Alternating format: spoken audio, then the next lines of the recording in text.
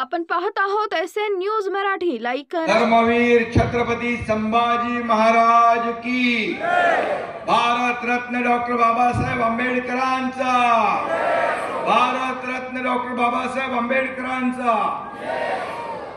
आज महामानव भारतरत्न डॉक्टर बाबासाहेब आंबेडकर यांच्या पूर्णाकृती पुतळ्याचं अनावरण या ठिकाणी झालंय.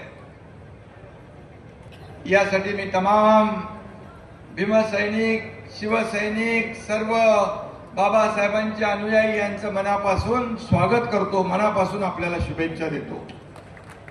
आज या प्रसंगी उपस्थित पालकमंत्री आणि ग्रामविकास मंत्री आमचे सहकारी जयकुमार गोरेजी, साताऱ्याचे पालकमंत्री शंभूराज देसाई या ठिकाणी उपस्थित, ज्यांच्या प्रयत्नातून हे स्मारक आणि भव्य दिव्य असा बाबासाहेबांचा पुतळा उभा झाला, ते आपले शहाजी बापू पाटील,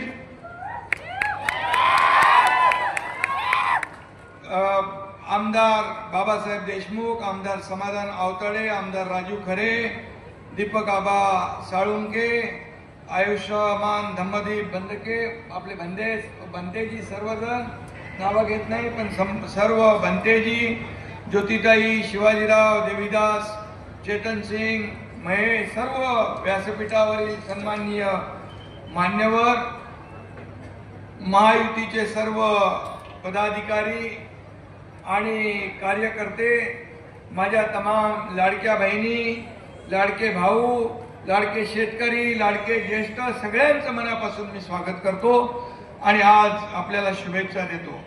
खरं म्हणजे बाबासाहेबांच्या पुतळ्याचं अनावरण झालं, स्मारकाचं अनावरण झालं, त्यापूर्वी मी आणखी एका सर्वसामान्य लोकांना जीवदान देणाऱ्या महाआरोग्य शिबिराला देखील भेट देऊन आलो. मला वाटतं बापू आपल्या या सांगोल्यामध्ये एवढं महाआरोग्य शिबिर पहिल्यांदा झालं आणि त्या ठिकाणी जे जे कोणी रुग्ण येतील त्यांना पुढची जी काही ट्रीटमेंट, उपचार पाहिजे ते देखील विनामूल्य मंगेश चिवटे आणि त्यांची टीम मुंबई सारख्या मोठ्या हॉस्पिटलमध्ये करण्याचं देखील या ठिकाणी नियोजन केलंय. त्याबद्दल मी या आरोग्य विभागाच्या टीमचं पण मनापासून अभिनंदन करतो.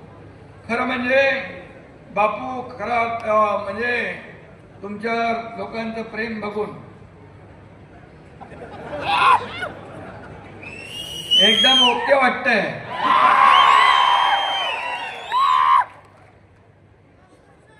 सांगोलेकरांचे शब्द आभार कुठल्या शब्दात मानू मी या ठिकाणी. आणि अरे बस बाप, आणि म्हणून गेले काही दिवस मी आभार यात्रेच्या निमित्ताने सगळीकडे फिरतोय. इथं पण मी बापूंना ज्यांनी मतदान केलं त्या सर्व मतदारांचं देखील अभिनंदन करतो. आणि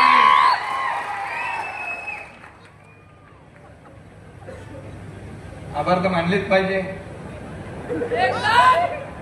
आणि सांगोल्यात शहाजी बापूंना यश आलं नसलं तरी तेच तुमच्या हृदयातले नेते आहेत हे मला माहीत आहे. आणि मगाशी म्हणाले जयकुमार, त्या आमदार असू दे, नामदार असू दे, काय असू दे, एकनाथ शिंदे त्याच्या पाठीमागे आहे, त्याला काय चिंता, काय करायची गरज. कार्यकर्ता काम करणारा असतो, त्याला हार जितीची पर्वा नसते. आपले आमदार बाबासाहेब इथं बसले, त्यांनी मला काही कामं सांगितली. मी त्यांना सांगितलं बिलकुल चिंता करू नका. एकनाथ शिंदे असा आहे की गेल्या अडीच वर्षामध्ये कुठल्या पक्षाचा आमदार आला कधी मी बघितलं नाही, त्याचं काम कसं होईल हेच मी पाहिलं आणि तो आनंदात आपल्या मतदारसंघात जाईल आणि विकास प्रकल्प राबवेल हे मी पाहिलं. आणि म्हणून बापू, तुमच्या मतदारसंघात किती पैसे आले? 5,500 कोटी रुपये आले. हे लक्षात ठेवा, आतापर्यंतच्या इतिहासात कधीच आले नव्हते. आणि जयकुमार गोरे यांनी सांगितलंय इकडं गणपतराव देशमुख आणि शहाजी बापू असेच दोघं असतात, आलटून पलटून असतात. तिसरा कोण असतो का इकडं? तिसरा कोण नाही. त्यामुळे मी आपल्याला एवढंच सांगतो, अनेकदा काम करून यश मिळत नसतं, निराश व्हायचं नाही, काम करत राहायचं. आणि म्हणून लोकांनी मला काय दिलं यापेक्षा मी लोकांना काय दिलं आणि काय देणार हे लक्षात ठेवायचं आणि काम करायचं. आणि म्हणून मी आपल्याला एवढंच सांगतो बापू, एखादी मॅच हारला म्हणून विराट कोहलीची बॅट थंड पडत नाही. पुढल्या मॅच मध्ये दुप्पट जोराने तुटून पडते आणि चॅम्पियन ट्रॉफी घरात येते. त्यामुळे चिंता करू नका. मगाशी ज्योतिताई म्हणाल्या, काय म्हणाल्या त्या गाडीमधून येतात दीपक आबांच्या बद्दल.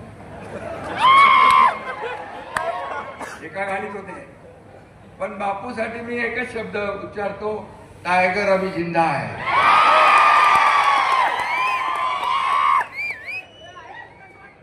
अरे त्याला काय वाऱ्यावर सोडणार नाही मी. हाथ बढ़ाकर आसमां छू लेंगे हम अपनी हार को जीत में भी बदल देंगे हम. आणि म्हणून काळजी करू नका. आपले बापू स्पष्ट वक्ते आहे, बोलून टाकतात. मनातलं भडाभड भडाभड मोकळ्या मनाचं आहे, ढोकळ्या मनाचं आहे, मनात काय ठेवत नाही. आणि मागे लोकसभा निवडणुकीनंतर त्यांनी भर सभेत काय म्हटलं आपल्याला आठवत आहे. बापू म्हणाले होते, ज्यांनी पाणी अडवण्याचं काम केलं त्यांना तुम्ही लोकसभेत पाठवलं आणि ज्यांनी तुम्हाला पाणी दिलं त्यांना तुम्ही घरी बसवलं. बरोबर. मोकळ्या मनाने बोलणारा माणूस आहे. आणि सांगोला दुष्काळ मुक्त करण्यासाठी बापूंनी खूप प्रयत्न केले. मी मुख्यमंत्री होतो त्यावेळी बापू जेव्हा जेव्हा मला भेटले तेव्हा त्यांच्या डोळ्यात फक्त आणि फक्त सांगोल्यासाठी पाणीच होतं. सांगोल्याचं पाणी कसं, सांगोल्याला कसं. आणि म्हणून सांगोलाच नाही, मंडपाबाहेर लोक उन्हात उभे आहेत, त्यांनी आतमध्ये या, पोलिसांनी त्यांना सहकार्य करावं. आतमध्ये इकडे जागा आहे, मधल्या पॅसेजमध्ये तिकडे जागा आहे, पोलिसांनी सहकार्य करून त्यांना आतमध्ये सोडावं. उन्हामध्ये ते उभे आहेत, ऊन जोरात आहे. आणि म्हणून या ठिकाणी हे जे काय सभा झाली आहे आपली, आज सभा या ठिकाणी आलेला प्रत्येक जण बाबासाहेबांच्या प्रेमापोटी या ठिकाणी या स्मारकाचं दर्शन घेण्यासाठी आला आहे. आणि म्हणून त्यांचंही मनापासून मी मगाशी स्वागत केलेलं आहे. पण विदर्भ, मराठवाडा आणि राज्यातल्या सगळ्या दुष्काळग्रस्त भागांना पाणी देण्याचं, त्यांचं सिंचन वाढवण्याचं काम आम्ही केलं. मला आठवत आहे की मी आणि देवेंद्रजींनी पहिल्यांदा शपथ घेतली त्यावेळेस आम्ही पहिला विषय घेतला तो दुष्काळग्रस्त भागातल्या लोकांना पाणी देण्याचा, त्यांचं सिंचन वाढवण्याचा. मला आठवतंय महाविकास आघाडी सरकारमध्ये मी होतो, 2.5 वर्षात जयकुमारजी फक्त 4 सुप्रमा दिल्या आणि मी मुख्यमंत्री होतो, देवेंद्रजी, अजितदादा आमच्या टीम मध्ये 150 सुप्रमा दिल्या. 150 सुप्रमा, सुधारित प्रशासकीय मान्यता. आणि म्हणून जेव्हा जेव्हा या ठिकाणी पाण्याचा प्रश्न येतो त्यावेळेस बापूंनी त्याचा पाठपुरावा केला. आणि परवाच मंत्रिमंडळात देखील म्हैसाळ उपसा सिंचन योजनेसाठी सौर ऊर्जा प्रकल्प उभारण्यासाठी 1,500 कोटीला देखील मान्यता आपल्या सरकारने दिली. आणि म्हणून ताकारी, म्हैसाळ 2 स्वतंत्र उपसा सिंचन योजना आहेत. सांगोला तालुक्याला देखील सिंचनासाठी पाणी उपलब्ध होईल. आणि म्हणून माझ्या मुख्यमंत्री काळात सांगोल्याला स्वर्गीय बाळासाहेब ठाकरे उपसा सिंचन प्रकल्पाच्या 883 कोटी 78 लाखाच्या कामांना आपण मान्यता दिली, हे मला आठवतं. आणि म्हणून बापूच्या आमदारकीच्या काळात जिल्हा परिषदेच्या कोळा गटात, खेरडी गटात आजपर्यंत करोडो रुपयांची कामं केली. पाझर तलाव असेल, सभा मंडप असेल, रस्ता रुंदीकरण असेल, पाईप गटार असेल, जलजीवन मिशन असेल, सभा मंडळ, सगळे लायब्ररी पासून पुस्तकं असतील. या तालुक्यात दलित वस्ती, नवबौद्ध समाजासाठी बापूंनी देखील या ठिकाणी मोठ्या प्रमाणामध्ये कामं केलेली आहे. आणि म्हणून या ठिकाणी बापू आपण लढवय्या माणूस आहे. अन्याय दिसला तर सत्तेवर लाथ मारून उठतो, मदतीसाठी धावून जातो, तोच खरा शिवसैनिक असतो. हे बाळासाहेबांचा मंत्र दिलेला, बाळासाहेबांचा जो 86% समाजकारण 20% राजकारण, या त्यांच्या मूल मंत्रावर आम्ही चालतोय. खरं म्हणजे बापू भरोशाचा माणूस आहे आणि अडचणीच्या काळात धावून जातो. आणि म्हणून खरोखर सांगतो, आम्ही जेव्हा उठाव केला, शंभूराज आहे, आम्ही जेव्हा उठाव केला तेव्हा पहिल्या दिवसापासून बापू माझ्या बाजूला खांद्याला खांदा लावून पहाडासारखा उभा होता, पहाडासारखा उभा होता. आणि सगळे स्ट्रेस मध्ये होते तिकडे सगळे. तेव्हा तर मोठं ऑपरेशन होतं. मी डॉक्टर नसलो तरी मोठमोठे ऑपरेशन करतो मी. त्यातलं एक मोठं ऑपरेशन होतं. आम्ही सगळे स्ट्रेस मध्ये होतो, पण बापू विनोद करायचे, बापू गप्पा मारायचे, बापू सगळ्यांना हसवायचे. अख्ख्या गुवाहाटी मधलं पर्यटन व्यवसाय वाढून डबल नाही चौपट केला बापूच्यामुळे झाला. काय ती झाडी, काय ते डोंगर, बापूचा डायलॉग आज एक फेमस. आणि मी काही रिअल इस्टेट आपले बिल्डर आहेत ना, त्यांच्या जाहिरातीमध्ये पण बघितलं, बापूला माहित नाही बिना रॉयल्टीचं लावलेलं दिसतंय. आणि म्हणून या ठिकाणी बापू एक मजेदार कार्यकर्ता आहे, लोकांना सुखदुःखामध्ये धावून जाणार आहे.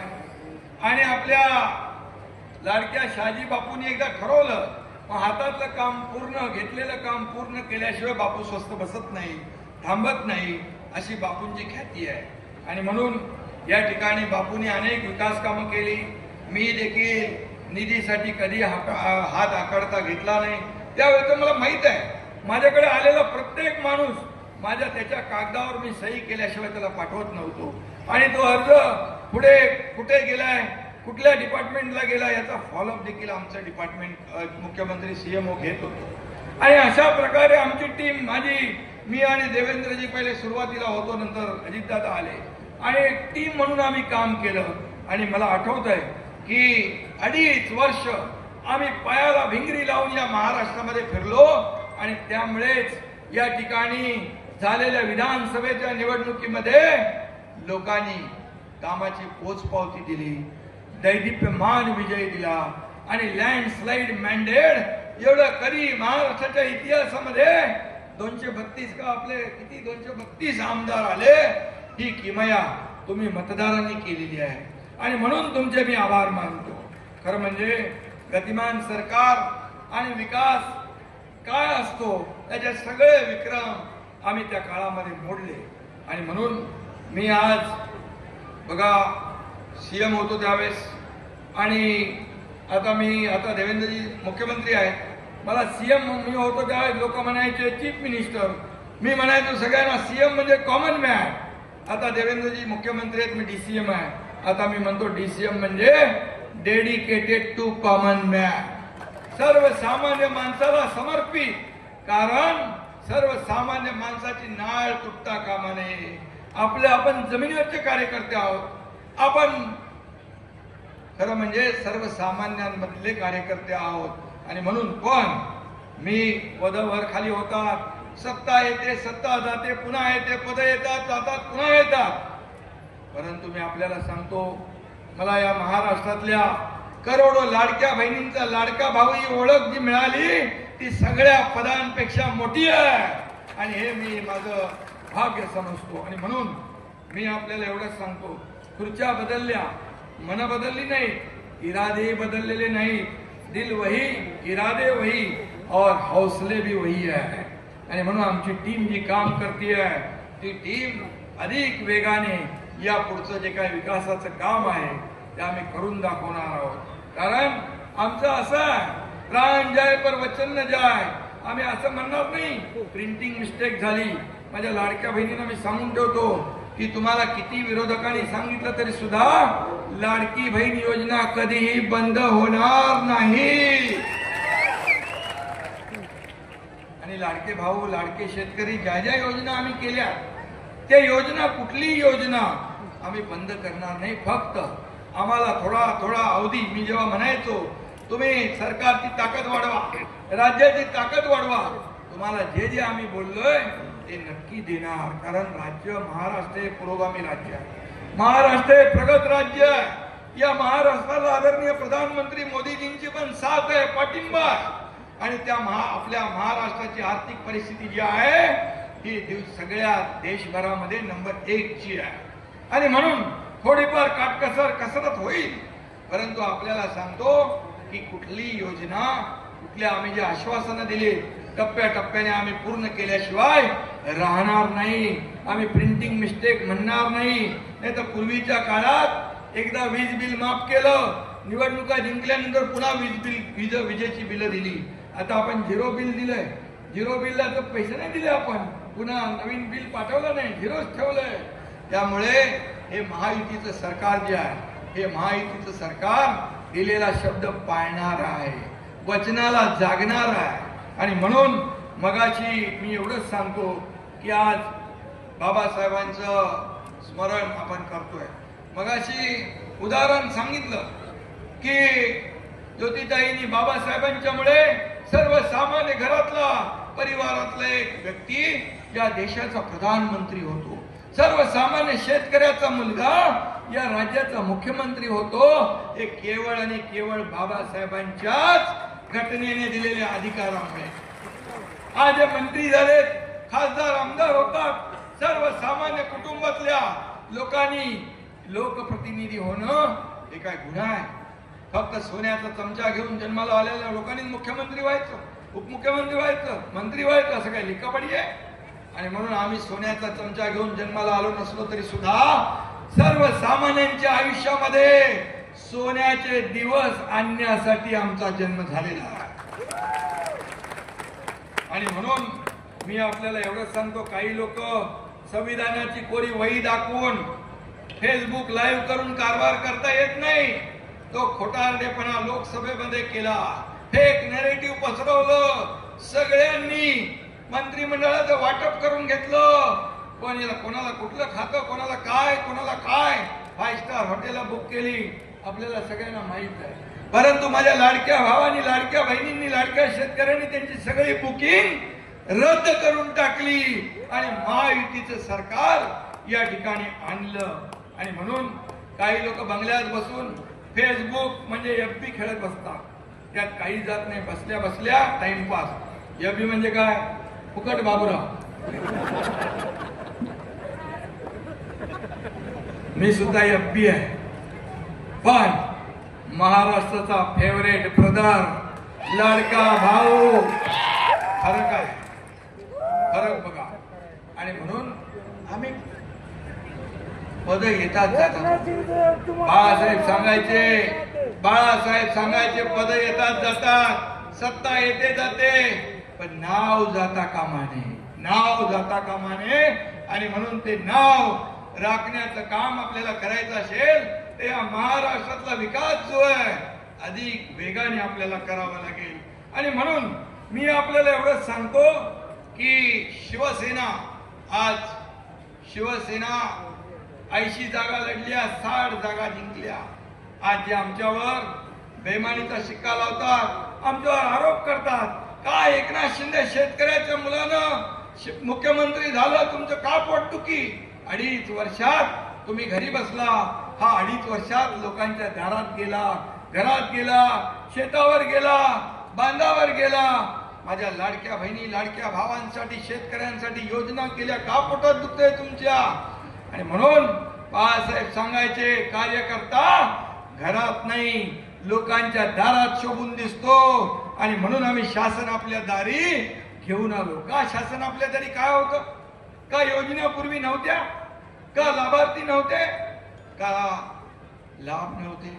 सगळं होतं, पण सर्वसामान्य माणूस कटकट नको म्हणून ते लाभ सोडून देत होते.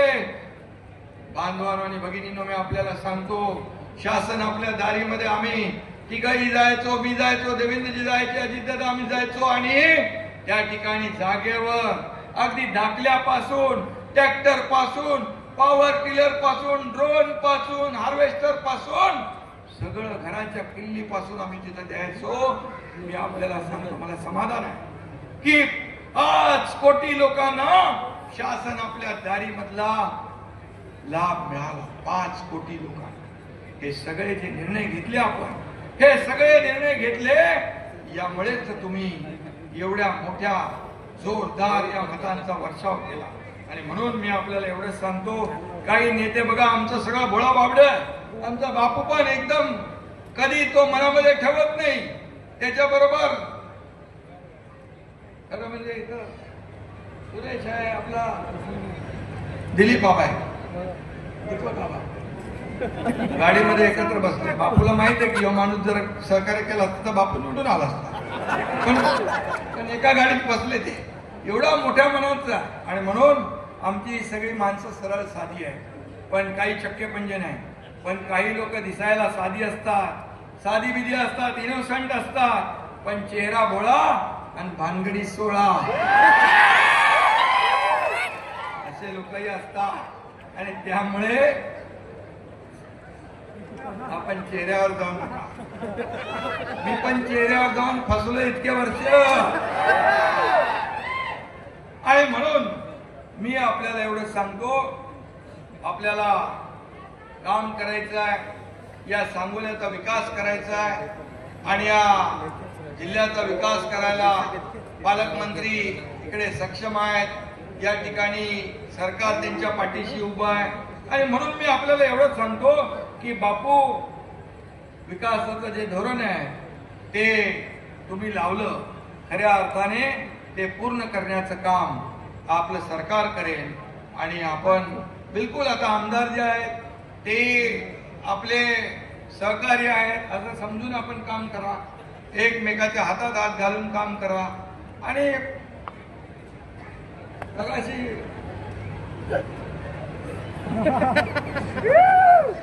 जयकुमारने सांगितलेलं आहे, तिकडे 2च लोक असतात, तिसरा येत नाही.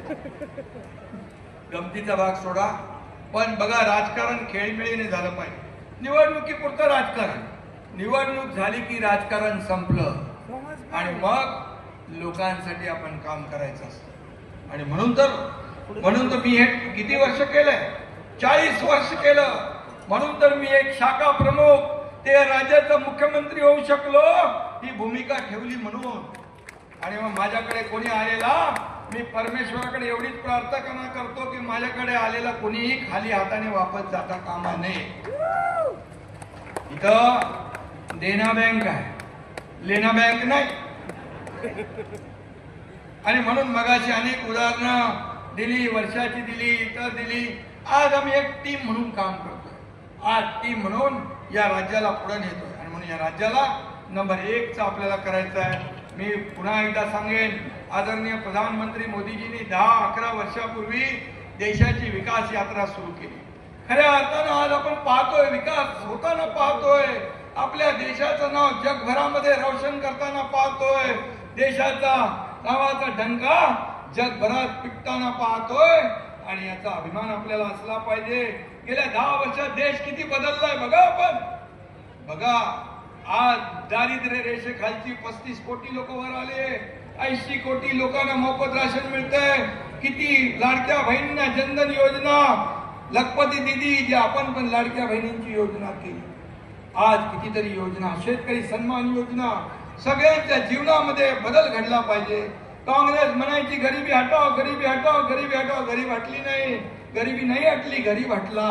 परंतु आपल्या या सरकारच्या काळात, केंद्र सरकार मोदीजींच्या काळात गरिबी हटवण्याचं काम केलं, सर्वसामान्य माणसाच्या जीवनामध्ये बदल घडवण्याचं काम केलं. तेच काम आपल्या राज्यामध्ये आपण करतोय.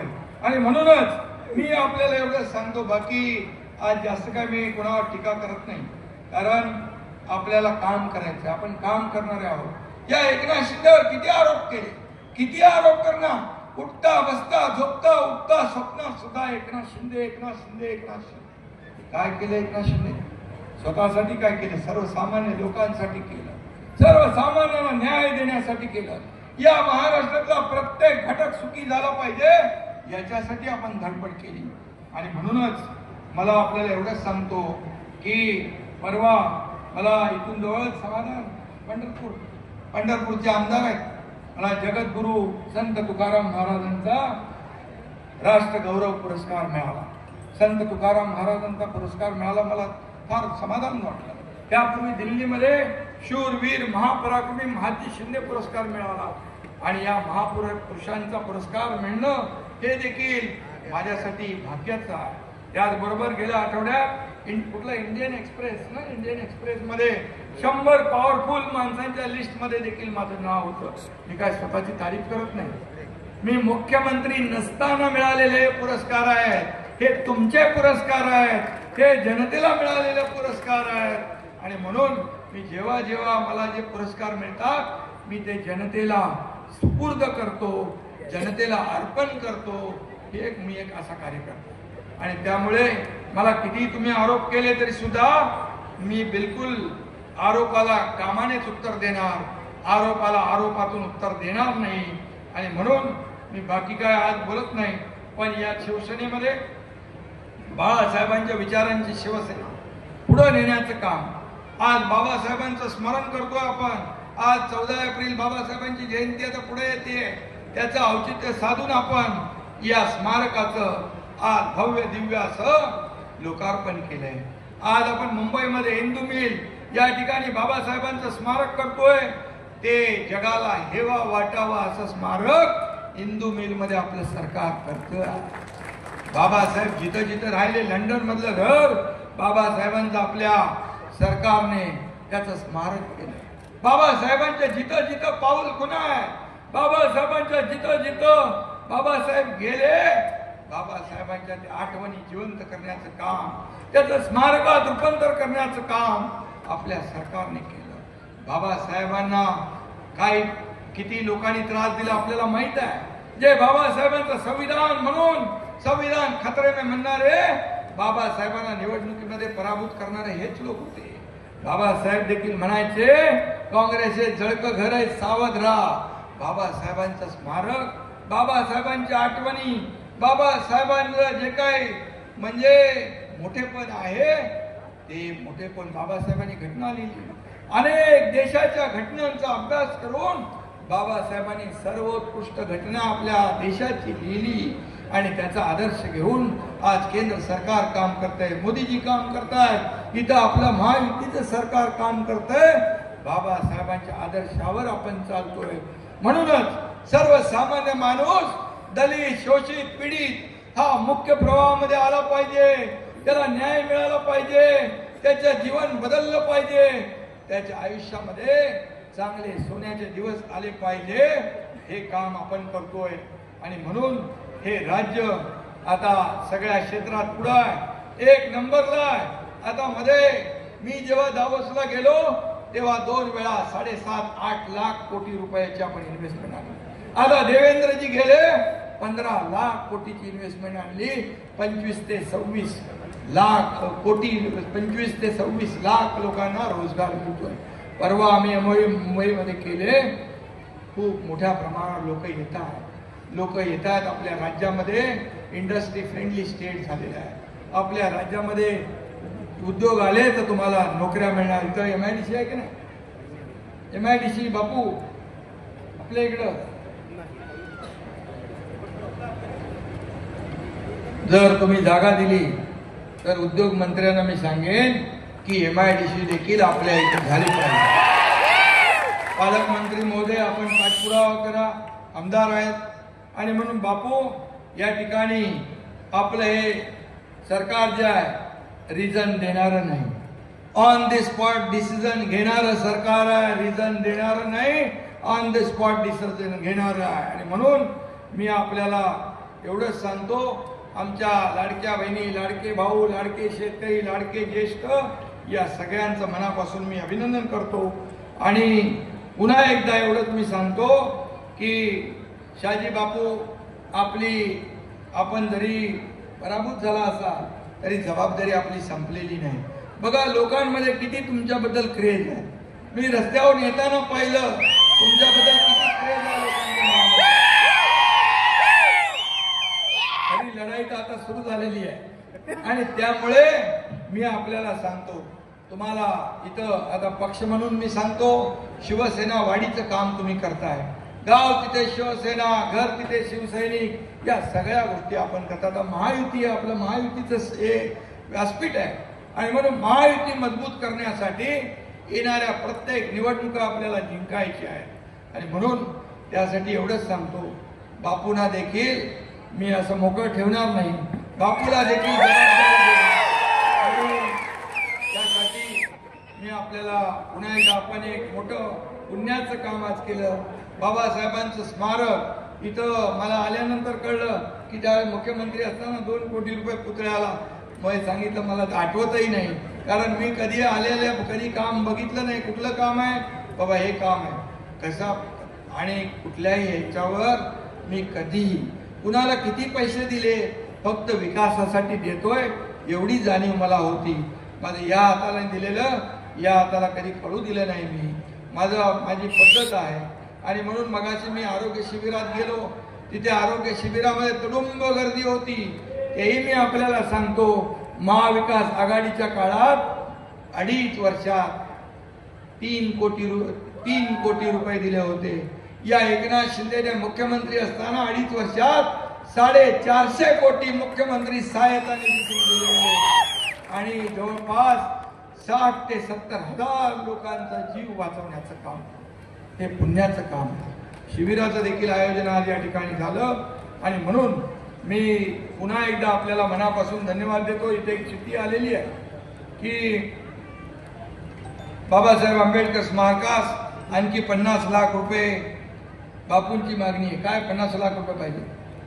50 लाख रुपये बाबासाहेबांनी तर आपल्याला पैसे दिले, बाबासाहेबांच्यामुळे तर आपण सरकार चालवतोय.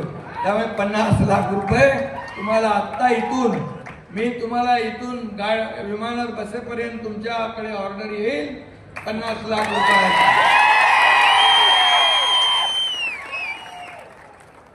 आणि त्यामुळे मी पुन्हा एकदा आपल्याला मनापासून सगळ्यांना धन्यवाद देतो. आपण भर उन्हामध्ये या ठिकाणी अगदी तिथे नजर पोचत नाही तिथपर्यंत या ठिकाणी लोक उभे आहेत. त्या सगळ्यांचं मनापासून मी स्वागत करतो, मनापासून आपल्याला धन्यवाद देतो. बापू, तुमचं पुन्हा एकदा मनापासून अभिनंदन. बापूकडून लक्षात घेतलं पाहिजे की मनाचा मोठेपणा कसा ठेवायचा असतो. माझं आणखी मन मोठं होणार आहे तुमच्याकडे बघून. पुन्हा एकदा शुभेच्छा, धन्यवाद. जय हिंद, जय महाराष्ट्र, जय भीम.